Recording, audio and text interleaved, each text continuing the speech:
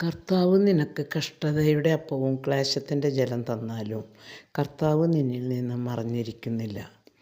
തെറ്റുന്ന ഓരോ കാൽവെപ്പിലും ഇതാണ് വഴി, ഇതിലേ പോകുക എന്ന് പറയുന്നുണ്ട്.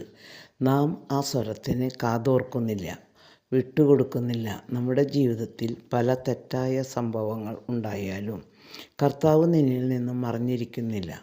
ഒരു തലമുടി ഇഴ പോലും അവിടുന്ന് അറിയാതെ വീഴുന്നില്ല എന്ന് നാം ഓർക്കണം. പരിഭ്രാന്തി കളഞ്ഞ് കർത്താവിന് എല്ലാം സാധ്യമാണ്. അവിടുത്തെ സമയത്തിന് കാത്തിരിക്കുക, ഉത്കണ്ഠ കളയുക. കർത്താവ് പറയുന്നു, എന്നെ കൂടാതെ നിങ്ങൾക്കൊന്നും ചെയ്യുവാൻ പറ്റുകയില്ല.